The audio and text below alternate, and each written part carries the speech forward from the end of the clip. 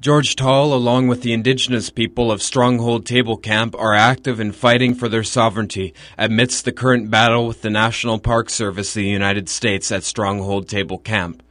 Stronghold was the place where the Lakota, along with their allies, made a stand to protect themselves from the American Army on December 29th of 1890, who had just murdered over 200 men, women, and children at a small hamlet that today is called Wounded Knee. This was a site which provided sanctuary for all the people to gather during the day-long battles with the European colonialists after the murders at Wounded Knee. For the past 3 weeks, indigenous activists have been finding remains at Stronghold Table Camp. The remains of hundreds and hundreds of people, which paint a picture of an untold story of genocide. Those discovering their ancestors' remains at Stronghold Table Camp are attempting to keep people away from the site and are at a constant battle with the United States Park Service, who wants to cover up the newly found remains and take this land from the indigenous people at Stronghold Table Camp. We spoke to George Tall from Stronghold Table Camp about this struggle. To start off, could you explain the situation at Stronghold Table Camp right now? Okay, this camp is being manned by a Kokala group. A Kokala is a warrior society. And we've been up here since June 21st. We are guarding this area against the destruction of teepee rings and fire rings, and also the human remains that are around here. The grave sites are open with exposed human remains. And during June 21st to the present day, we've also been talked about on the radios and the medias that we are a protest group. If we are protesting, then we are protesting National Park Service taking of Indian land, of treaty land. These lands are treaty lands. I'm sitting at the southern part of the stronghold now, and in front of me is about 1,600 acres of stronghold, and the tables that are around. There's this whole area, this whole Badlands area is very rich in fossils, and it's also very sacred to the Lakota. And the National Park Service has put plans into excavating these fossils. There was a planned dig on August 12th that has since been postponed. I just got word an hour ago that this planned dig is being postponed. And I think the reason why it is being postponed is we also have a lot of people that are going to be here on the 12th and to protect these sites from being excavated. So they're buying for time. I just talked with the president of the Pine Ridge Indian Reservation a few minutes ago, and he told me that there will be no injunction filed at this point, but there is a moratorium in effect until August 27th. And this moratorium is for everybody. And he said everybody. So by everybody, I take it that he means National Park Service and the Badlands Bombing Range personnel who are working with National Park Service and the Parks and Recreation, the Oglala Sioux Tribal Parks and Recreation, the Rangers. I asked him again if we were included in this, and he said no. So I asked for a four-wheel drive truck, and he said they'll see if they can get one up here. The reason for that is on weekends and at night, like last night, we spotted some lights down into the bottom, into these areas. And on weekends, there are fossil hunters that are non-tribal members, or they don't live on this reservation, but they sneak in to these areas from Pennington County.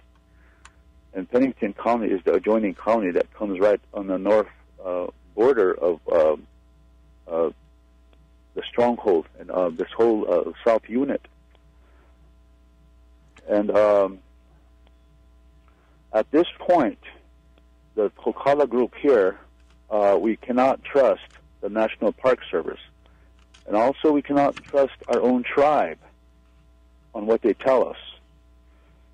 So we are going to continue our vigilance here and continue guarding this whole area. Could you speak about the importance of the remains, the site which you are protecting? What is the importance of this site to your people? Okay, this site, we've been here, like I said, since June 21st, and we've discovered a lot of these teepee rings, and we've also discovered that this particular area has been used for thousands of years, and there's a lot of historical significance here. And also that 111 years ago, when my people were here, there was a lot of them that were slaughtered, were killed. And either as they fled over the edge of the Badlands, they were either shot down on the bottom or either shot on top and pushed over. At any rate, these some of these remains, human remains, are mixed with horse bones, and they're caught about halfway down on the edges. That means these remains have never got proper burial. Our ancestors, our tribe, our elderlies of our tribe have directed the Kokala group here to guard these things, and that whatever comes of this, that there will be a decision made by the elderly on what is to become of the remains. Is it going to be reburial, or are we going to just leave it to the natural processes? And I think the elderly were really wanting to go with continue the natural processes of our grandmother Earth, and that nobody should be in this area forever for good, but that it should be guarded nevertheless. Could you speak about the relationship between ongoing colonialism and the National Park Service and this situation right now? The National Park Service, as we all know, is very authoritative and will not recognize the tribal moratorium, which really surprised us because as of this morning, a few minutes ago, we found out that it was going to finally recognize the moratorium put by the tribe, and that there is two different cultures. We have remains here that need protection. And NAGPRA is supposed to do that. It has documentation and rules and laws on how to protect grave sites and cultural sites. But one thing they are forgetting is that the Lakota, us that live here, have also got rules and regulation that was never documented. These things are just known. And under these, where there is no documentation for no laws on why we should guard these, we are guarding these things under that custom law. These are things that just nobody can come and just go over our grave sites. Those things are sacred to us. Those are our ancestors. Could you address how history plays a role in this? You've mentioned this is an important site for your people, the site that has been discovered. Okay, this site, the Stronghold site up here, was used for a ghost dance. In 1890,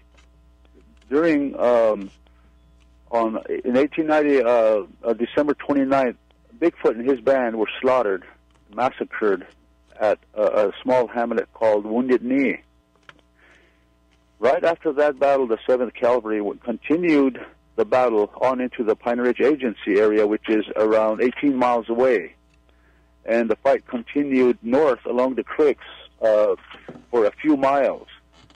And after the fighting ended, because it got dark that day, there was a lot of wounded people. And all during the fall of 1890, there was a lot of people that were camped along the edges, down in the bottoms up here by Stronghold. Okay, it was called Onakiji, which means stronghold. This is where the people were going to make a stand. So the wounded, all the homeless, they fled from the agency and they came here to the top. And they must have been quite a number of people because of the evidence that we're finding out here. But they were ghost dancing because they wanted a better life. They wanted their life to change. They wanted to go back to the way it really was, because that they can understand that life. But when they were forced into a different type of life, they were forced to give up ways, old ways that were brought down for centuries. They were abruptly brought to a halt. The ghost dances, contrary to what the media at that time was talking about, and the media at that time was talking Indian uprising, these ghost dances were ceremonial dances to pray for a better